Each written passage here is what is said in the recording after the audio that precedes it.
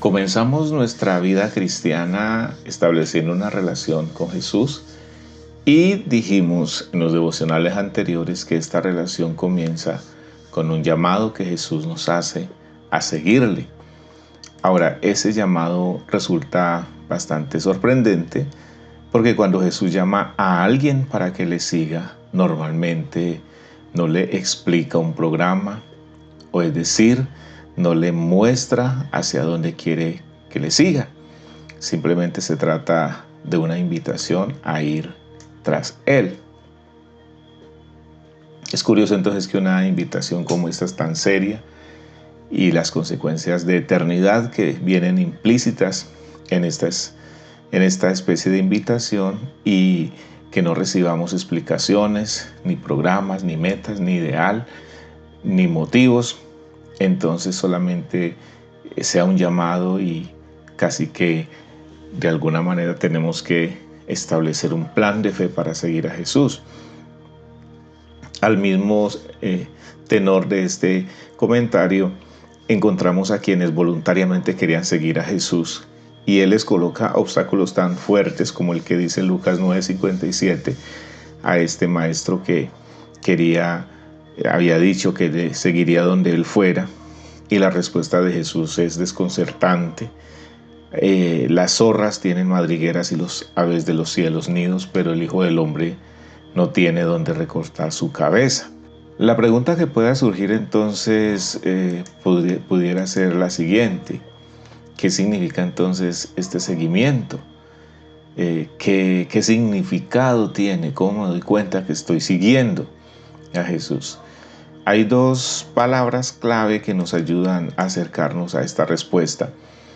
Y la primera es que cuando Jesús nos invita a seguirle, Él quiere establecer una relación de cercanía con cada uno de nosotros.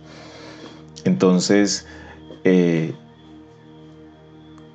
dice el Evangelio de San Marcos, por ejemplo, capítulo 3, que cuando Jesús llamó a los 12, el propósito inicial era que estuviesen con Él.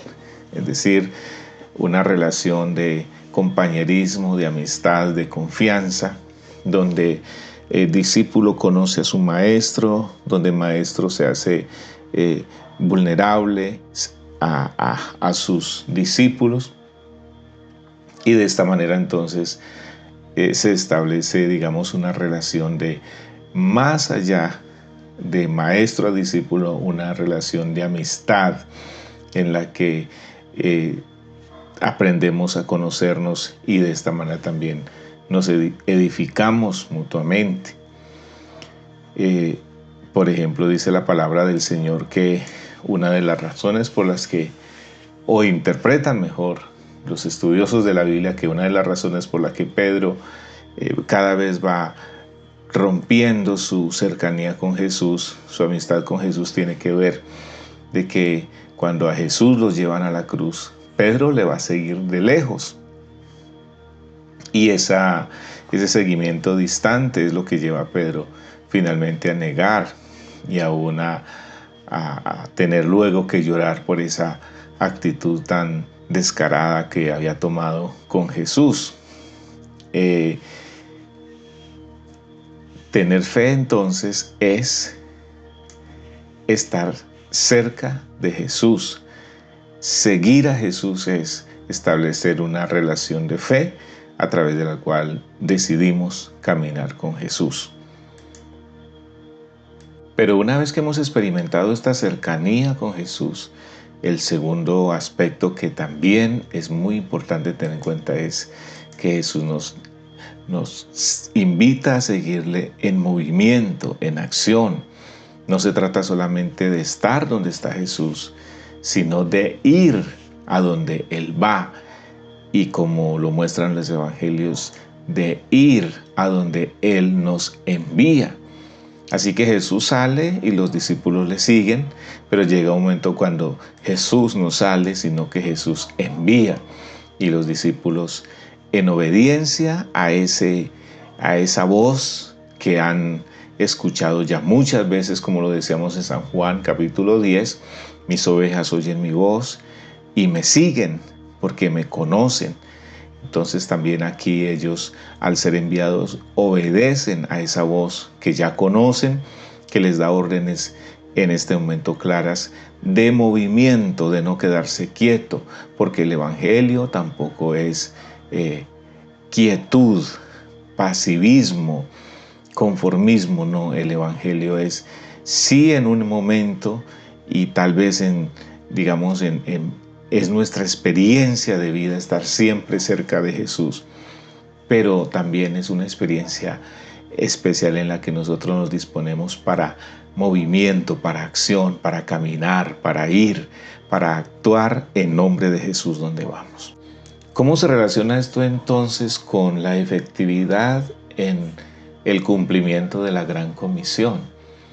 Bueno, primeramente que nosotros como maestros, como líderes, como guías de alguna manera asignados por nuestro Señor Jesucristo para estos tiempos, debemos cultivar esta cercanía con Jesús, cultivar también este movimiento de Jesús obedeciendo a las órdenes que nos da el mandato principal de ir y hacer discípulos.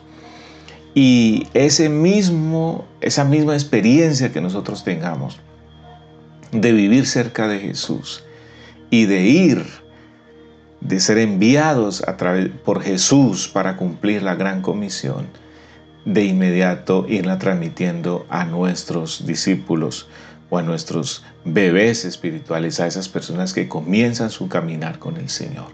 Es un trabajo que nosotros tenemos que emprender ya. Muchos estaremos esperando no sé qué oportunidad o no sé qué cosas nos estemos dejando distraer porque el tiempo no nos alcanza o porque el temor nos paraliza. Pero yo les hago esta invitación. Aprenda a estar cerca de Jesús. Seguir a Jesús es estar cerca de Él. Yo no puedo seguir a Jesús separado de Él. En San Juan capítulo 15 Jesús le dijo a sus discípulos: separados de mí, nada podéis hacer. Es necesario cultivar una cercanía con Él todos los días, en todo momento. Pero también es necesario movilizarnos, obedecer al envío que Jesús nos ha hecho. Y en esta tarea y en estos devocionales que estamos meditando acerca de la efectividad en la Gran Comisión, tenemos que movilizarnos también en el nombre de Jesús. Permítame orar. Señor, yo te ruego que